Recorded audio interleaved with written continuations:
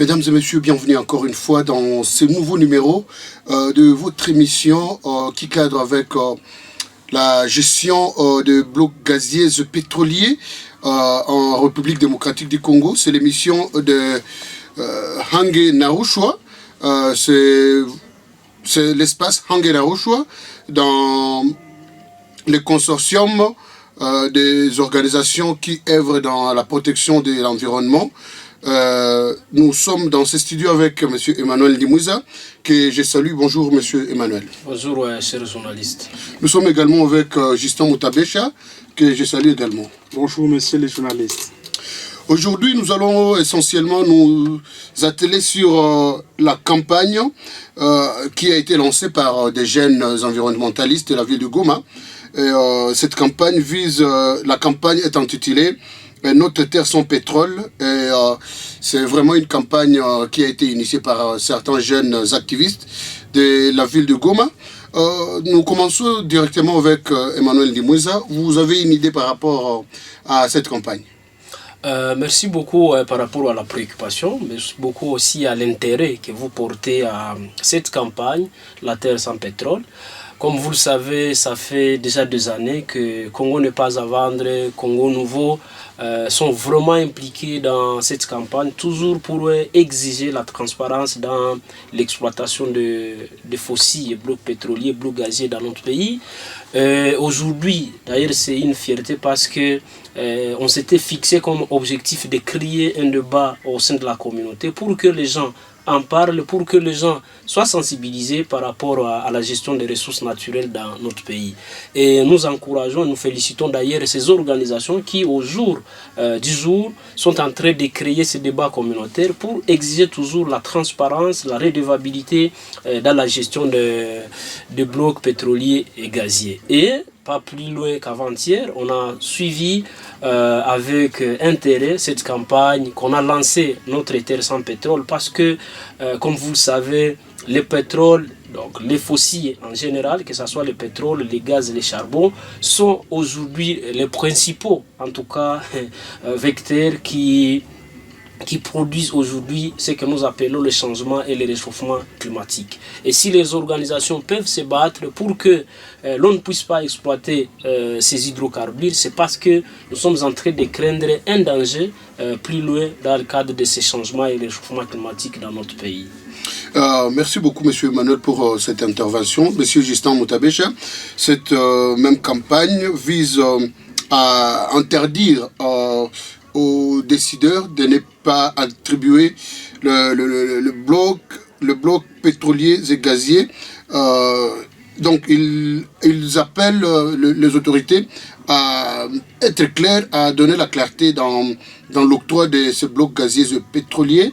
Est-ce que opportun, après que, en tout cas, deux ministères des hydrocarbures avaient signé, bien que frauduleusement, avait signé l'octroi de ces blocs pétroliers, mais aujourd'hui quand même, il y a certains jeunes qui commencent à pousser les autorités à ne plus octroyer ces blocs. Merci beaucoup pour la question, monsieur les journalistes. Je rappelle que les dynamiques de la jeunesse, les dynamiques de la société civile ont commencé cette lutte contre le pétrole dans le monde en RDC depuis plusieurs années.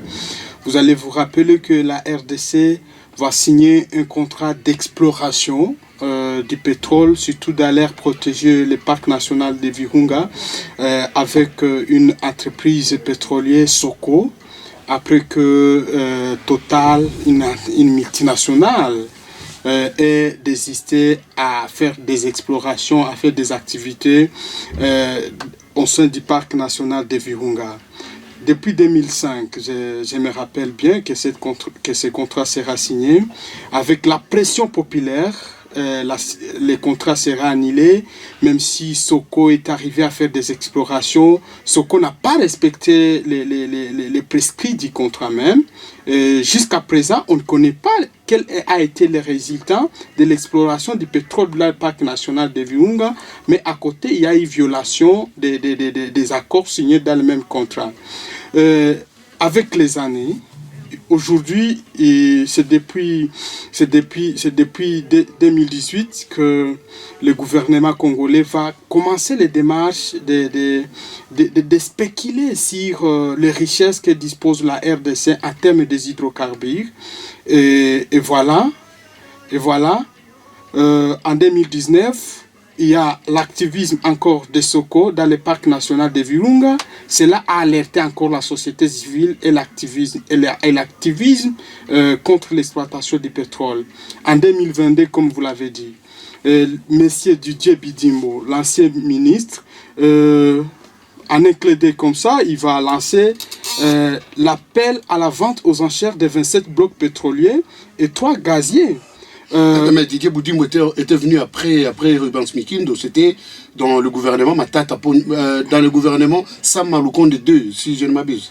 Vous avez raison, messieurs les journalistes. Vous allez comprendre que c'est un cycle en évolution. Les monts hydrocarbures, les tatations d'exploration, d'exploitation du pétrole, c'est un cycle en évolution en République démocratique du Congo. Et c'est là, je vais bien le dire, que tout ça, ce sont des spéculations. Parce que si on peut rentrer en arrière, avec Soko, il a fait l'exploration, aucun résultat n'a été publié sur le nombre de barils qu'il y a en RDC. Pour dire, toutes ces démarches sont biaisées par l'absence d'une étude fiable, si je peux le dire. Voilà, merci beaucoup pour cette intervention, Monsieur Emmanuel Ndimwiza. Quand même, ces jeunes initient cette campagne après que le nouveau ministre des hydrocarbures, Aimé Molendo Sakombi, ait adressé une correspondance visant l'annulation, bien évidemment, de l'octroi de ces blocs. Est-ce qu'un ouf de soulagement ou quand même il faut encore une fois la pression pour mettre clair, parce que nous connaissons comment nos politiciens fonctionnent en RDC. Bon, vraiment, moi, je n'appellerais pas ça une annulation, au fait, mais c'est juste une annulation partielle. Parce que, en annulant, d'ailleurs, parce que nous, on considère comme si rien n'était pas signé jusque-là. Parce que lorsqu'on voit la façon dont les blocs pétroliers et gaziers étaient octroyés, c'était d'une manière là frauduleuse. Si vous pouvez vous rappeler de l'histoire, il y avait 16 blocs pétroliers qui étaient approuvés par le Conseil des ministres, mais curieusement, lors de l'octroi de blocs pétroliers gaziers, on est arrivé à 27 blocs pétroliers et 3 blocs gaziers. C'est qu'il y avait la différence, il y a le surplus de 11 blocs pétroliers qui n'étaient pas approuvés par le Conseil des ministres, et il y avait 3 blocs gaziers qui n'étaient pas approuvés.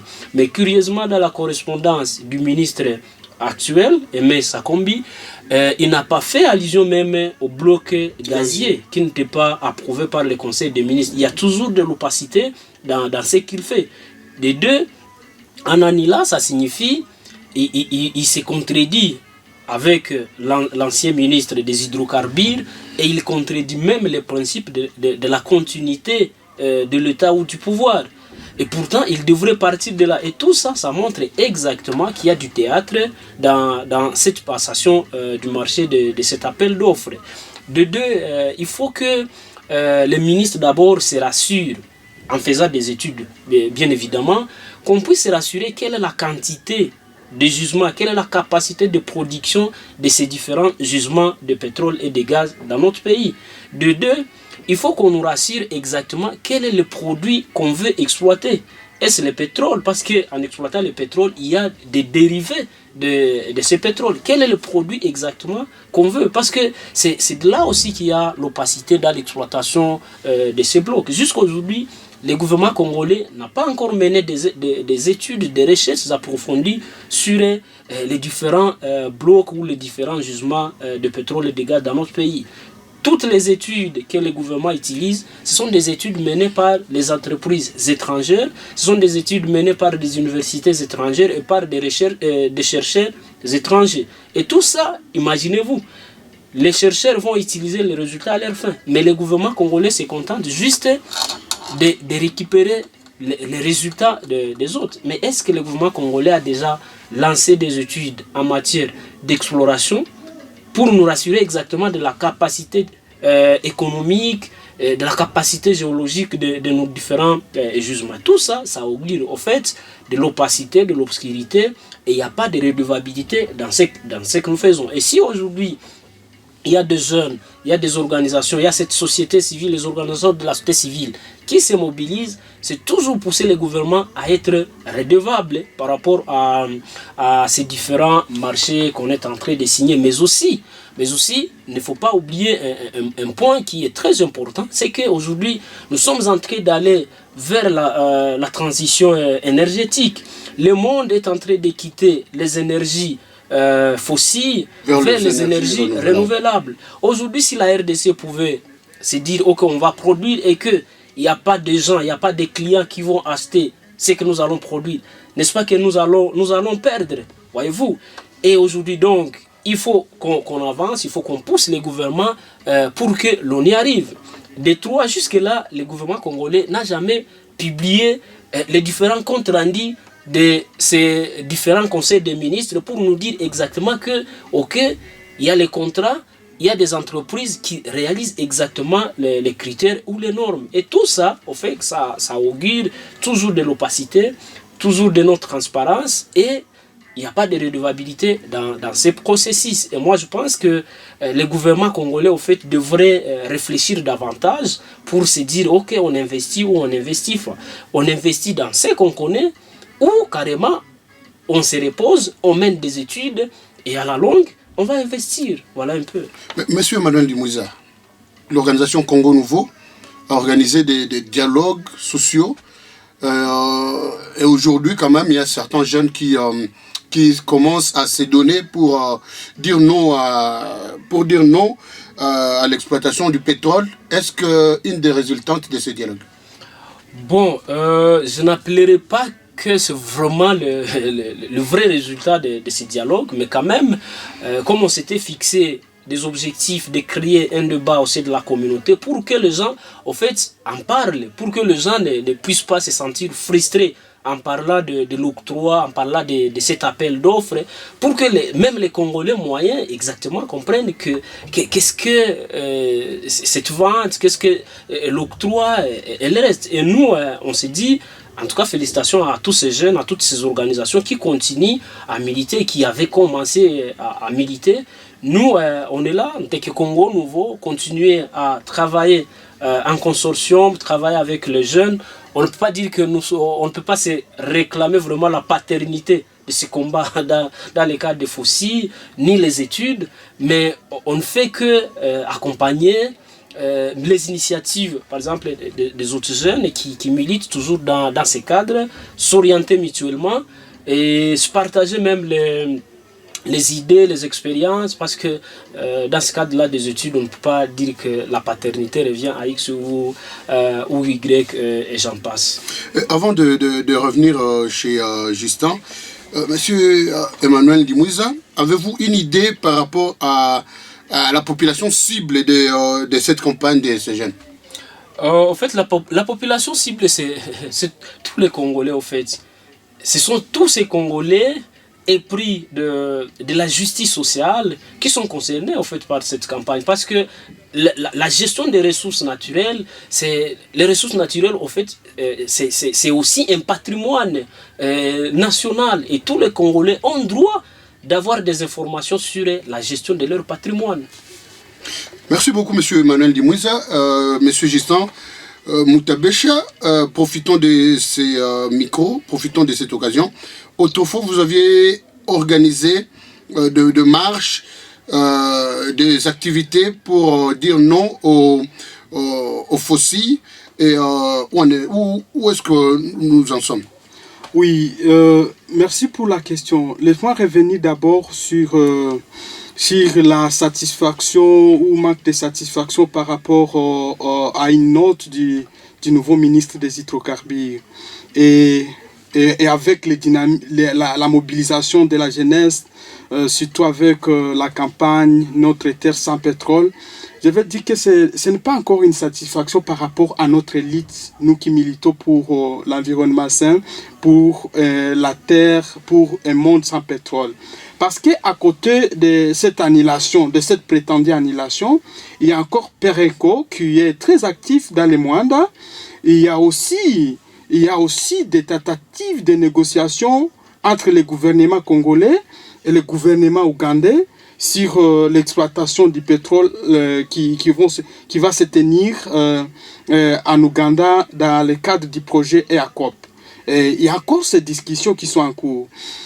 À part tout cela, dans la même semaine que Aimé, le ministre, va rédiger, va faire circuler cette note, il y a eu des négociations. Il est temps pour parler en Angola pour amener le pétrole fin en RDC et installer des tanks pour distribuer le pétrole, une pétrole fine. Alors, on ne sait pas. On sait que Mwanda et l'Angola, c'est trop proche. On ne sait pas autour de ça qu'est-ce qu'il y a pour dire que ce n'est pas une occasion aux activistes, aux acteurs de la société civile de se dire, voilà, le gouvernement, une fois dans l'histoire, il est en train de céder aux démarches, il est en train de céder à la pression. Ce n'est pas jusque-là encore.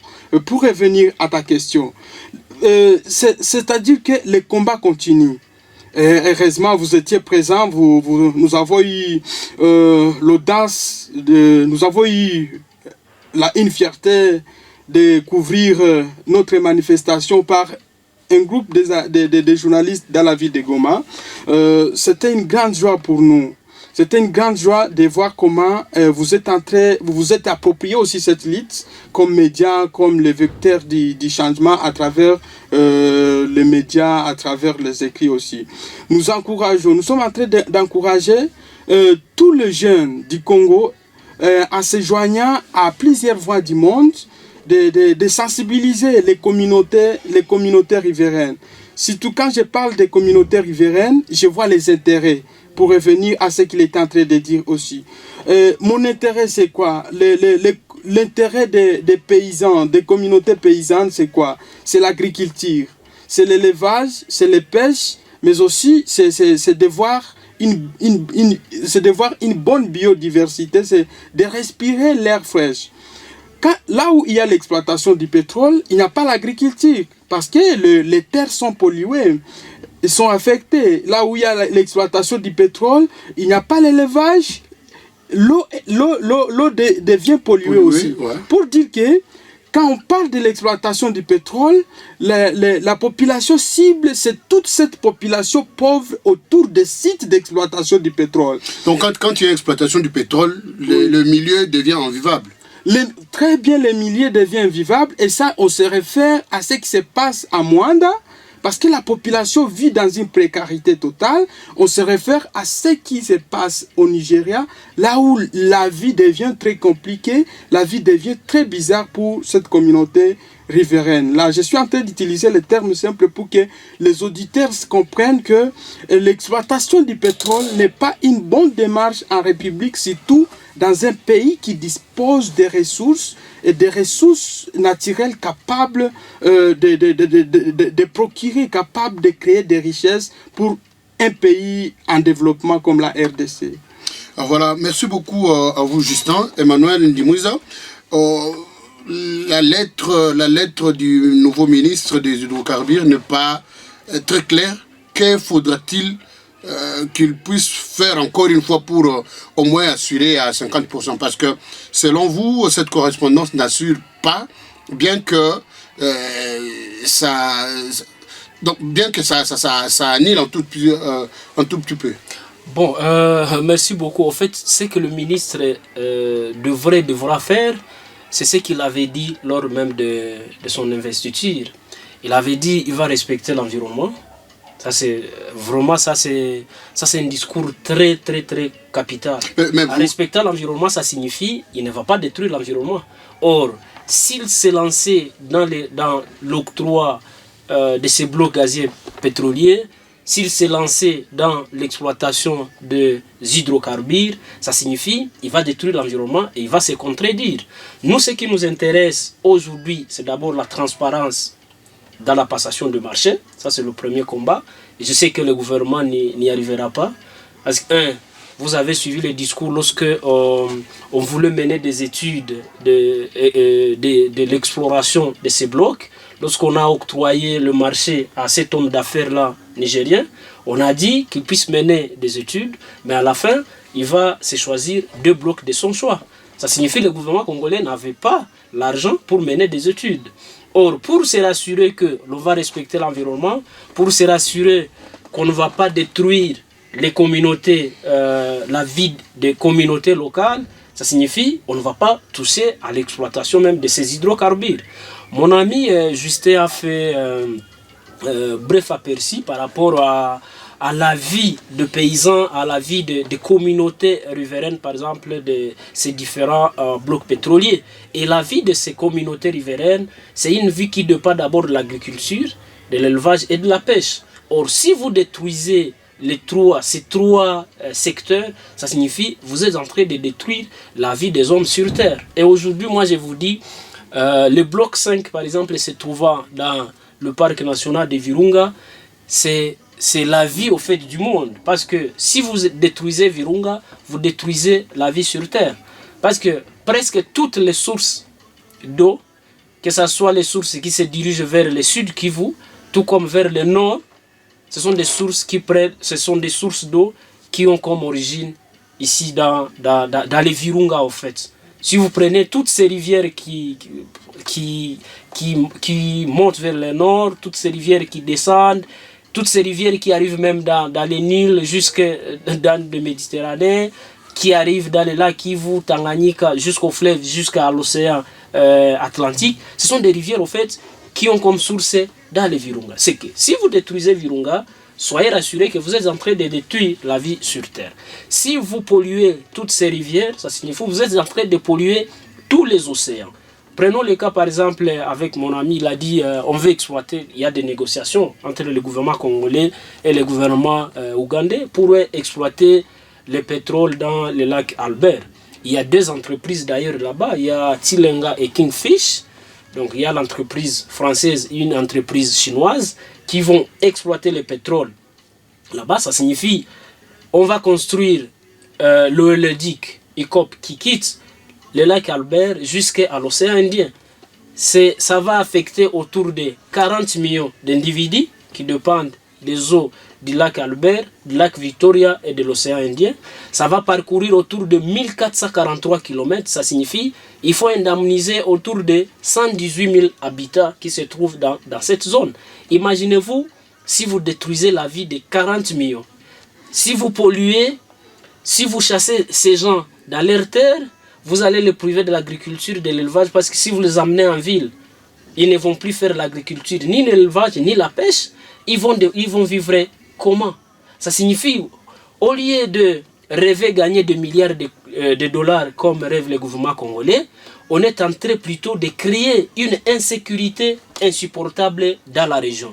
Et on se souviendra plus tard que exactement, il fallait laisser ce pétrole, il ne fallait pas ni déplacer les gens de leur terre vers les centres ou les zones d'agglomération, mais il fallait laisser les gens quand même vivre dans leur terre, vivre de leur agriculture, de leur élevage, de leur pêche. Ça serait mieux que de chercher à gagner des milliards de dollars qu'on ne va pas atteindre. Il y a un autre aspect par rapport à cette lettre même, à ces communiqués du ministre. Lorsqu'on dit on a suspendu, c'est vrai. L'effet de rêver gagner des milliards de dollars et on n'a pas des études fiables, ça signifie... on suspend, mais quand même, à la fin de cette lettre, si je m'abuse, il lance quand même les champs libres pour d'autres organisations qui veulent exploiter, mais si je ne m'abuse. Dites-moi un peu, si on suspend et que l'on laisse les champs libres pour d'autres entreprises, signifie faire quelque chose de son côté. Le gouvernement congolais d'abord a déjà perdu. Parce que ces entreprises qui avaient déjà gagné ou bien qui avaient déjà soumissionné, ça signifie ce sont des entreprises qui ont mené des études et elles ont investi pour ça. Est-ce que le gouvernement congolais va-t-il rembourser l'argent que ces entreprises avaient déjà injecté dans leurs études? C'est ici où nous sommes en train de dire que le gouvernement congolais, au lieu de gagner des milliards de dollars, le gouvernement congolais est en train de s'endetter davantage sans se rendre compte, pourvu qu'il y ait des gens qui ont déjà satisfait leurs intérêts égoïstes, mais en laissant les générations futures, non seulement dans des dettes, mais aussi dans un environnement très détruit. Voilà, comme nous n'avons presque plus de temps, Monsieur Justin, un dernier mot pour ceux qui nous suivent. Merci beaucoup. Nous ne sommes plus à une période des énergies de fossiles. Donc, le monde va progressivement vers les énergies renouvelables. Et nous sommes, les acteurs de l'environnement, nous sommes en train d'encourager les gouvernements congolais à investir beaucoup plus de moyens dans les énergies renouvelables. Parce que la RDC dispose de ressources naturelles capables de créer beaucoup plus de richesses d'une manière naturelle, si je peux le dire, et sans détruire l'environnement. C'est ce que nous sommes en train de dire. Et dans les jours à venir, nous allons accentuer, nous allons multiplier des actions pour interpeller ces gouvernements et leur dire, voilà, les ressources dont dispose la RDC, au lieu d'investir dans le pétrole, au lieu d'encourager l'exploitation du pétrole en RDC, il est très important d'investir dans les énergies renouvelables parce que nous avons des richesses, parce qu'il y a transition énergétique et tout passe par l'intérêt d'abord de la communauté. Je ne refuse pas, il y a des contrats qui ne sont pas clairs, qui sont signés par les dirigeants congolais parce que leurs problèmes ne nous concernent pas. Ils ont des solutions pour nos problèmes. Et nous allons continuer à souffrir si il n'y a pas de dynamisme, il n'y a pas de démobilisation pour se libérer. Il faut continuer à signer des mauvais contrats au détriment de la population et surtout cette population riveraine autour des zones d'exploitation. Mais aussi, je vais rappeler que le fait qu'Aimé est annulé pour dire qu'il va reprendre, ça se dit dans sa dernière phrase, est annulé cet appel. À côté de ça, il y a le braconnage. Le braconnage aussi touche l'environnement. Il y a aussi la déforestation.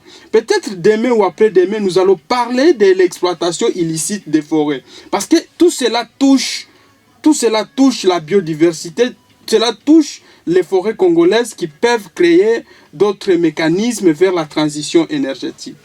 Merci beaucoup à vous. C'est en tout cas avec cette intervention que je considère comme votre conclusion. Monsieur Emmanuel Limouza, que dire en dernier mot, en dernier lieu? Bon, ce qu'il faut dire est qu'on va continuer avec la campagne. Nous devons aller au-delà au fait de l'exploitation du pétrole tel que l'ami a dit. Nous devons aussi arriver à mener des campagnes, par exemple, dans le cadre de la protection de nos parcs, des aires protégées, comme ça se fait aujourd'hui dans les Kaouzi Biega, parce qu'il y a déjà une exploitation illicite, illégale de minerais, de matières premières, et nous devons arriver quand même à faire des campagnes, mais aussi nous devons arriver à lutter contre cette criminalité environnementale, notamment la déportation des animaux protégés, de bois et le reste. Voilà, c'est avec ces mots que nous mettons fin à cette émission. Merci de nous avoir suivis. Surtout, continuez à suivre votre radio pour ne rien manquer. Ciao.